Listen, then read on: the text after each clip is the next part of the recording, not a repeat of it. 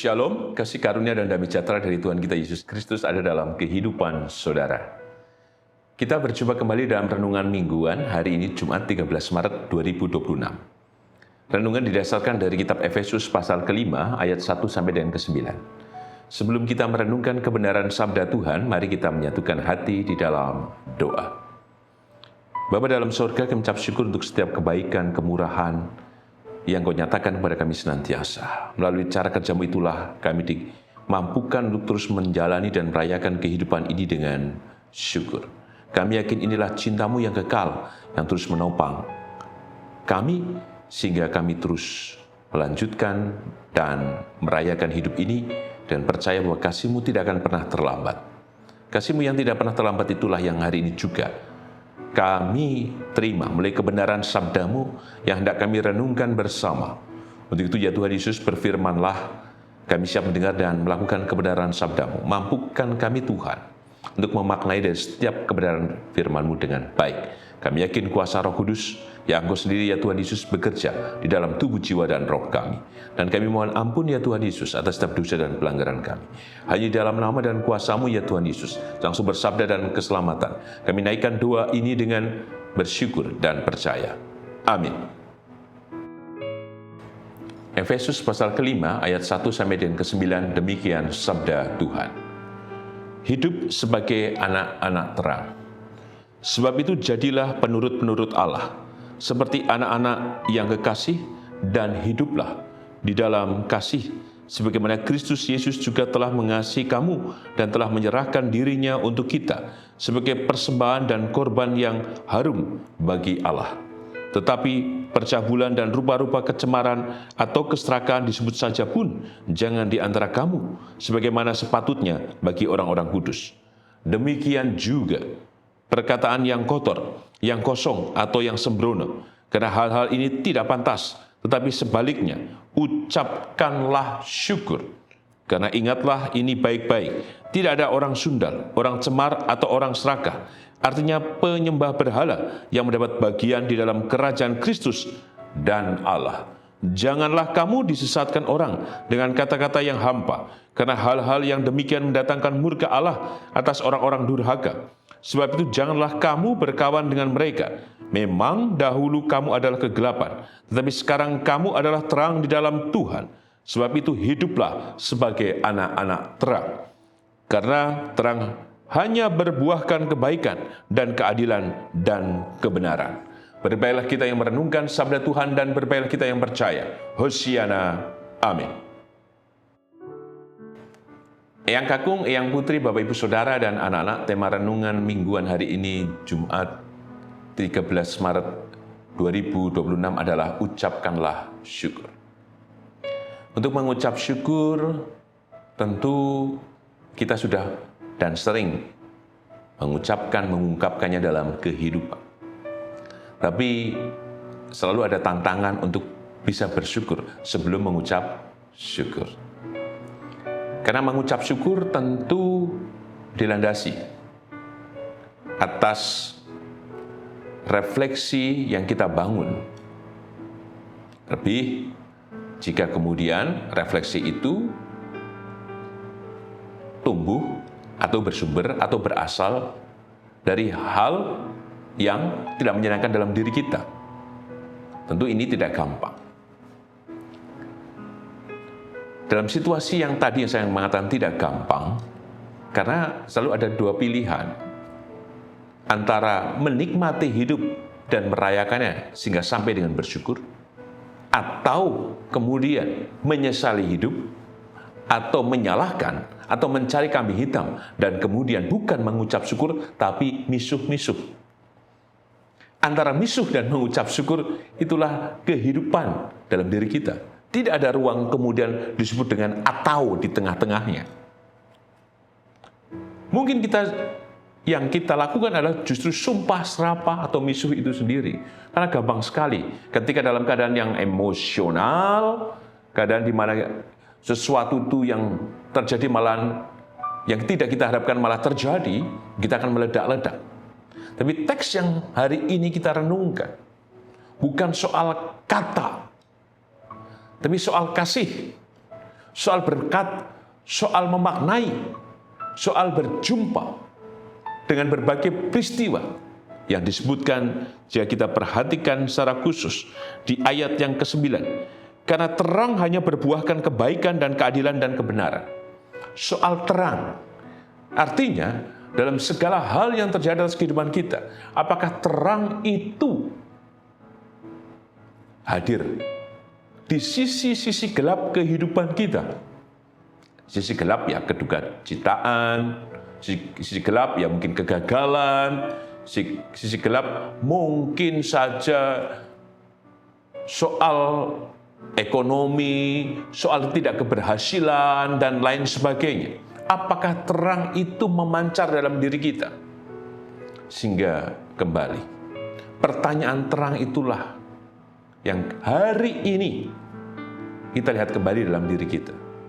Terang itu disebutkan soal kebajikan, soal keadilan dan kebenaran. Tentu ini berkaitan dengan firman Tuhan, berkaitan dengan keyakinan kita kepada Tuhan, berkaitan dengan penyerahan diri kita kepada Tuhan.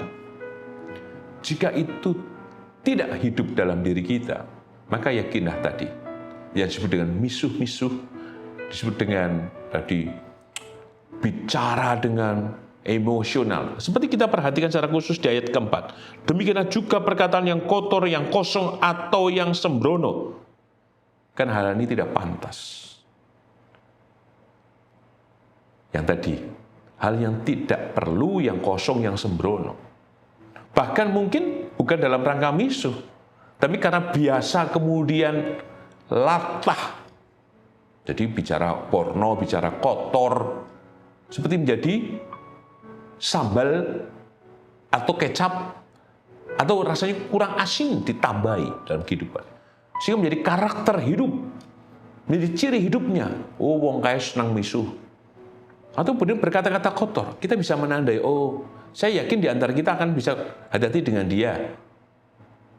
Kalau ngomong kotor, misalnya sembrono, cabul, dan lain sebagainya. Bahkan bukan hanya ucapan saja, mungkin kalau berjabat tangan, kutik. Atau ketika memperhatikan lawan jenis dengan mata yang melotot. Kembali. Soal praktek hidup, ucapkanlah syukur, itulah yang menjadi panggilan kita. Sehingga ketika kita mengucap syukur, kita akan selalu terpaut, terhubung dengan Tuhan. Sehingga setiap mata, ucapan, hati kita, apa yang ada di pikiran kita. Bukan soal kesembronoan, tidak lagi soal yang kotor, tapi soal membangun kasih dalam terangnya. Seperti di ayat yang kedua. Dan hiduplah di dalam kasih sebagaimana Kristus Yesus juga telah mengasihi kamu dan menyerahkan dirinya. Maka pesan apa yang kita terima dalam tema ucapkanlah syukur? Yang pertama, bagian kita adalah merasakan kembali dan berjumpa dengan terang itu. Supaya kita dimurnikan, supaya kita dikuduskan, supaya kita dibenarkan, supaya kita kembali memiliki kehidupan yang disebut bajik, berarti bijaksana, dan kebenaran itu hidup dalam kehidupan kita. Dan pada akhirnya, ketika kita merasakan terang dan berjumpa dengan terang, dan terang itu menyinari sisi-sisi gelap kehidupan kita, maka ketika kita mengucap syukur, maka yang mengalir dalam kehidupan kita adalah kasih Tuhan yang kita temukan. Sehingga dalam setiap perkara, persoalan kehidupan yang kita jalani, bukan respon emosional, tetapi dalam kerendahan hati untuk melihat dan percaya. Sehingga pengucapan syukur adalah penyerahan kita, keyakinan kita kepada Tuhan yang senantiasa mengalir dan hidup dalam kehidupan kita. Sehingga pula dalam segala hal kita percaya bahwa kekuatan yang dari Tuhan menyelamatkan kita. Yang kedua dalam pesan, dalam tema ucapkanlah syukur. Mari kita hilangkan kata-kata yang tidak baik, sumpah serapah, yang sembrono, yang kosong, yang porno, yang tidak membangun. Dan secara khusus, mari kita bicara dengan hal-hal yang membangun. Dan terlebih, hidupkanlah diri kita untuk menemukan secara pribadi dan memaknainya akan kehadiran Tuhan sepanjang kehidupan kita. Sehingga ketika kita fokus pada Tuhan, yang kita hasilkan, yang kita hidupi, bukan yang remeh-temeh, yang tidak penuh makna, bukan hal-hal yang tidak berarti sungguhnya, tapi yang kita hidupi adalah yang berharga. Kasih cinta yang dari Tuhan. Sehingga setiap makna, setiap nilai, setiap kebenaran yang Tuhan nyatakan atas hidup kita, itulah menjadi sumber kehidupan kita. Sehingga kita hidupnya berhati-hati, waspada, tenang, mengelola semua dengan baik. Karena apa? Ada cahaya dan terang itu yang hidup, sehingga yang kita hasilkan hanya ucapan syukur. Bukan kemudian hal-hal yang justru tidak berkenan di hadapan Tuhan. Mari kita terus mengucap syukur, supaya kita dimampukan untuk percaya kepadanya. Tuhan memberkati. Amin. Mari kita menyatukan hati di dalam doa. Bapa dalam surga, mengucap syukur untuk kebenaran sabda-Mu yang telah terjadi atas hidup kami. Mampukan kami untuk mengucap syukur dalam segala hal. Sehingga melalui ucap syukur itulah yang memberikan tubuh jiwa roh kami. Sehingga kami tidak terpancing untuk melakukan hal-hal yang bercela, atau tidak berkata-kata yang sembrono, yang kotor, yang cabul. Tapi melalui kebenaran sabda-Mu lah, dengan mengucap syukur, kami dibangunkan dalam kasih-Mu Tuhan. Sehingga dalam segala hal, hanya ucap syukur dan percaya kepada-Mu Tuhan, yang membangunkan hidup kami, sehingga kami terus memiliki pengharapan di dalam-Mu. Karena kami memiliki pengharapan di dalam-Mu, maka kami percaya Tuhan. Engkau memberkati setiap kehidupan hamba-Hamba-Mu, khususnya Ibu Tugira Sariman, Ibu Rusmiati Suhardi, Bapak Priyono, Ibu Murjagung, Ibu Endang Karno, Ibu Kun Maryatin Subardi, Bapak Saharun, Bapak Bardi Benyamin, Ibu Sadi Budi Santoso, Bapak Christian Dauribu, Bapak Elias Sariman, Bapak dan Ibu Sunarto Saputro, Ibu Marti Utomo, Ibu Yatmiartini Rusdi, Ibu Sri Suwarsi Rahayu. Demikian juga Engkau memberkati kehidupan Ibu Ami Birowo, anak Amoresia, Ibu Sri Utami Suprapto, Bapak Sustanto Biaki, Bapak Cahyo Muntadi, Ibu Indira Puspasari, Ibu Purwan Purwo Sudarmo, Bapak Warsito Utomo, Ibu Endang Joko Triyono, Ibu Ana Rosalia, Bapak Edwin Krusma Yulianto, Bapak Pendeta Emeritus Dwedi Nugroho, Ibu Rustutik Setianingsih, Ibu Ernita Nesip Nasution, Bapak Hadi Wahyono, Bapak Selamat Sunarno, Ibu Diah Kunto, anak Nasya Alana, Ibu Ramijo, demikian juga atas anak Leora. Kami percaya Tuhan, Engkau hadir di dalam kehidupan hamba-hamba-Mu ini. Engkau memberkati, Engkau menolong, Engkau mengurapi, Engkau memulihkan dan menyembuhkan. Termasuk juga dalam kehidupan Ibu Frida dan juga Saudara Gilbert. Kami percaya Tuhan, Engkau hadir memberkati hamba-hamba-Mu ini. Berkati setiap keluarga yang mendampingi, berikan kekuatan, ketenangan, ketabahan, dan berkat-Mu melimpah.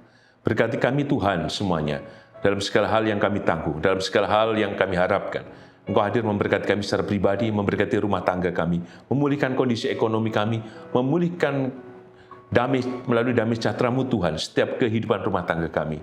Kami yakin Engkau memberkati kami, memberkati dari setiap usaha kami, pekerjaan kami, dan segala hal yang sedang terjadi atas kami. Berkati setiap kehidupan anak cucu kami Tuhan. Anak kami yang sudah berumah tangga, berkatilah mereka. Jika di antara mereka mengharapkan kehadiran putra dan rumah tangga mereka, berkati dan tolonglah Tuhan. Kami percaya dalam waktu dan kehendak-Mu, mukjizat-Mu berkarya, kami percaya. Demikian juga Tuhan yang menembus studi, yang dalam pekerjaan dan hal apapun, berkati dan tolonglah setiap kehidupan anak dan cucu kami. Kami juga percaya Tuhan, Engkau berkati kehidupan bergereja di GKJ Sarimulyo. Kasih-Mu menyelamatkan dan kasih-Mu yang terus memberkati kami semuanya dalam persekutuan di GKJ Sarimulyo.